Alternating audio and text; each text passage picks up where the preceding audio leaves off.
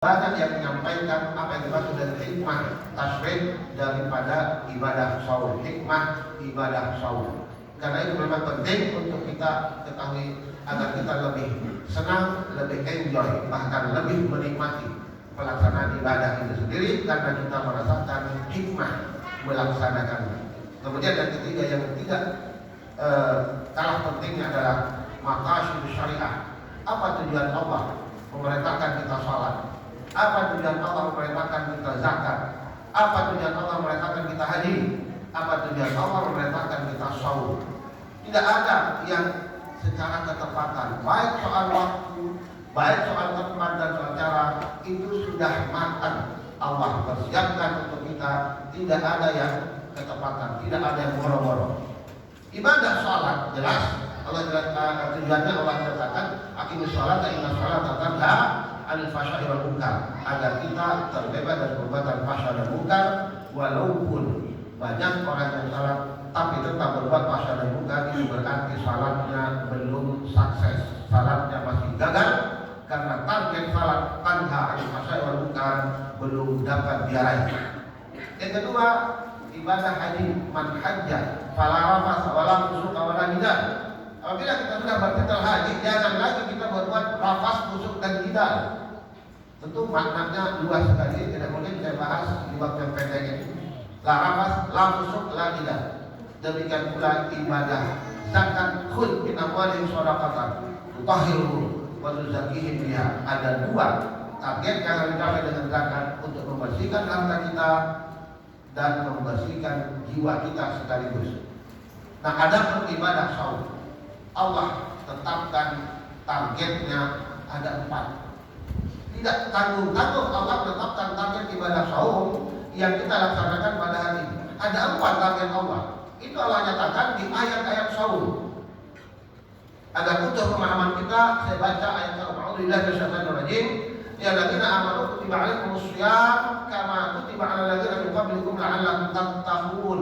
Itu yang pertama, agar kita menjadi orang bertakwa. Ayyama ma'dudat man kana minkum maridan aw 'ala safarin fa'iddatun min ayyamin ukhra wa 'alal ladzina yuqimunahu fidyatun ta'amu miskin faman tatawwa'a khairan fa huwa khairul lahu wa an tasumu khairul lakum in kuntum ta'lamun. Itu target kedua, agar kita selalu menambah ilmu dengan taklim, belajar. Karena nilai itu ditentukan oleh belajar, oleh ilmu.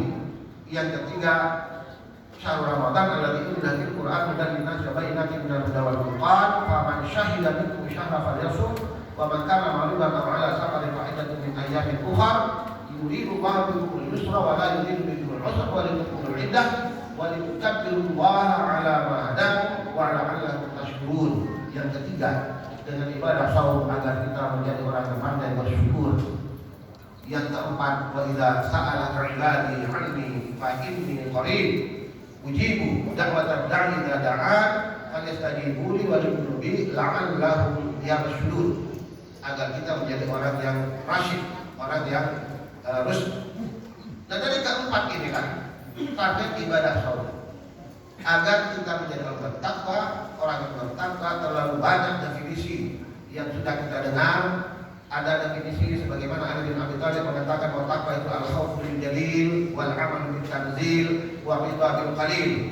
Adapun di Al-Qur'an sendiri definisi takwa itu la tamutunna illa wa antum muslimun, tidak mati kecuali setelah berserah diri kepada Allah. Dan dalam bahasa sederhana, takwa itu adalah Allah melihat menyaksikan kehadiranmu dalam perintah-perintahnya, dan Allah tidak ingin melihat kehadiranmu dalam hal-hal yang Dia larang. Itulah sedikit makna takwa secara sederhana. Yang kedua, taklim. Manusia akan diperhitungkan apabila dia berilmu. Bahkan sebuah bangsa, sebuah generasi, sebuah dizakir, sebuah bangsa, negara itu akan dihormati, akan dianggap sebagai negara beradab atau berperadaban manakala negeri itu negeri orang-orangnya banyak yang pintar. Kita tahu Yunani disebut peradaban Yunani karena di saat itu banyak orang-orang Yunani, ahli filsafat, filosof dari Yunani. Tiongkok demikian pula negara-negara lain, tapi kemudian Islam datang mengubur semua peradaban 700 tahun lamanya. Peradaban Islam menguasai dunia karena memang Islam mengajarkan agar umatnya selalu meningkatkan sains dan teknologi, meningkatkan ilmu dan keterampilan. Maka tidak heran peradaban Islamlah yang paling banyak, yang mengubur peradaban Yunani, yang mengubur peradaban Tiongkok, Mongolia, Persia, Romawi dan lain sebagainya. Karena Islam mengajarkan umatnya untuk selalu taklim dan taklim. Hanya saja kita yang tidak mengerti tentang dasar-dasar mereka itu bertebaran di dalam Al-Quran dan hadis-hadis Rasulullah SAW. Dan saum yang kita lakukan hari ini salah satu targetnya kuntum ta'lamun. Tentu ilmu yang pertama yang harus kita gali adalah ilmu yang dinyatakan oleh Rasulullah, al-ilmu salasatun wa ma siwa dzalika fadlun. Pertama adalah Al-Quran, yaitu ayat muhkamatnya. Yang kedua al-hadis, sunnatul qa'imah, dan yang ketiga al-faraid. Wa ma siwa dzalika fadlun. Yang lain adalah sebagai keutamaan dan pelengkap saja. Itu target yang harus kita capai dalam saum. Maka itu tidak heran kalau Jibril turun ke dunia menemui Rasulullah SAW. Apa yang mereka lakukan? Dia tadarus Al-Quran. Apa yang disebut dengan dia tadarus? Dari kata darus, darus artinya pelajaran. Darasa artinya belajar. Mudarris artinya mengajar. Madrasah tempat belajar. Jadi Nabi memberikan contoh agar selama Ramadan kita selalu belajar, dan setelah itu tentu kita lanjutkan hingga kita menjadi masyarakat yang berperadaban, masyarakat yang tinggi ilmu dan teknologi.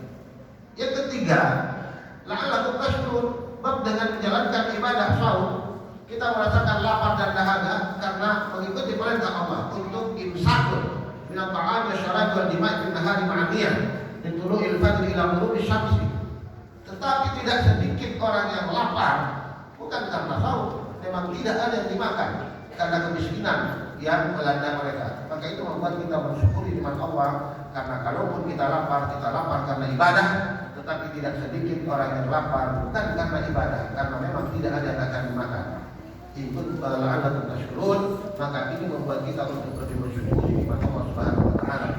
Dan yang keempat adalah rasyidun, agar kita menjadi orang-orang rasyid, orang-orang yang digambarkan dalam Al-Quran di surah Al-Hujurat ayat 7, habbaba ilaikumul iman wa zayyanahu fi qulubikum wa karaha ilaikumul kufra wal fusuqa wal isyan ulaika humur rasyidun. Orang yang rasyid adalah yang mencintai keimanan, memelihara imannya, bahkan menjadikan iman itu sebagai hiasan hatinya, dan dia selalu benci melihat kekufuran, kefasikan, wanisya, dan perbuatan-perbuatan yang tidak layak lainnya. Itulah ciri dari rasyid yang dijelaskan oleh Al-Hujurat ayat 7, dan itu pula menjadi target dari ibadah saum, la'allahum yarshudun. Maka amat berat memang target yang harus kita capai, karena kita harus menjadi orang yang takim setelah Ramadan lewat. Kita harus menjadi orang yang alim setelah Ramadan lewat. Kita harus menjadi orang yang pandai bersyukur dan sekaligus menjadi orang yang rasyid. Target 4 target ini harus kita capai kalau kita ingin dinyatakan sebagai orang yang sukses di dalam ibadah siamnya, ibadah saumnya. Nah, itu barangkali hal penting untuk kita pahami bahwa setiap takdir dari Allah tidak serta-merta, tidak moro-moro, ada target yang harus kita capai. Walaupun banyak juga manusia yang hidup melakukan sesuatu tanpa target, bekerja, capek, tidur, bangun, bekerja, capek, tidur, bangun, bekerja. Begitu setiap hari yang dia lakukan. Overacting namanya. Tidak ada target yang dia pasang untuk dia capai. Maka orang yang hidupnya seperti ini, dia tidak akan ada perubahan, walaupun ada tidak signifikan. Tapi manakala kita punya target, dalam 1 tahun kita harus bisa begini, dalam 2 tahun harus bisa begini, maka kita akan mengejar target seperti yang diberlakukan di dalam institusi bisnis. Apabila merekrut tenaga baru, maka mereka akan dipacu, dipicu untuk mengejar target ketika akan dijadikan sebagai pegawai di sana. Ketika target tercapai, maka ia jadi menjadi pegawai di institusi itu. Kalau tidak, berarti dia harus out dari gelanggang itu. Begitulah seharusnya juga kita memahami ibadah.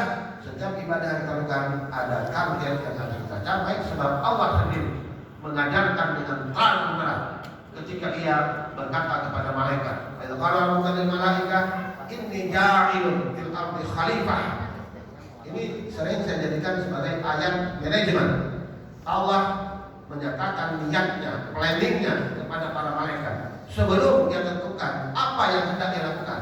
Targetnya sudah dia jelaskan, fil ardi khalifah, bahwa makhluk baru yang hendak ia ciptakan targetnya menjadi khalifah fil ard, walaupun belum dia sebut manusia, karena di situ tidak ada maf'ul bihnya. Kalau orang kalian malaikat ini ja'ilun, tidak disebut maf'ul bihnya itu apa dan siapa, tetapi targetnya Allah sebutkan fil ardi khalifah. Ayat inilah yang selalu mendasari pola pikir kita agar setiap melakukan sesuatu harus kita pasang target yang hendak kita capai, sebagaimana ibadah-ibadah yang Allah wajibkan kepada kita tidak hanya sekedar dilakukan, tetapi ada target yang akan dicapai. Sebab dengan adanya target kita akan bersungguh-sungguh dalam melaksanakan aktivitas, program dan amal-amal ini. Kita pilih mana Allah, barangkali yang penting kita sampaikan dan mudah-mudahan bermanfaat, dan kita lanjut pada pembahasan ini. Kita memang menghasilkan akhlak, syukur la ilaha illallah wa syarika lahu, syukur anna Muhammadan abduhu wa rasuluh, sallallahu alaihi wa alihi washabihi wa man tabi'ahum bi ihsan ila yaumil wa sallama tasliman katsiran. Amma ba'du, fa usikum wa nafsi bi taqwallah wa ta'atihi la'allakum turhamun. Imam fi mana Allah. Barangkali tidak perlu saya tambah lagi karena waktu kita sudah panjang di babak pertama. Karena kalau boleh saya simpulkan, marilah memahami setiap usaha yang kita lakukan, setiap program yang kita laksanakan, kita rencanakan dulu dengan matang, dengan sebuah planning yang biasanya dalam ilmu manajemen disebutnya dulu dengan SWOT analisis.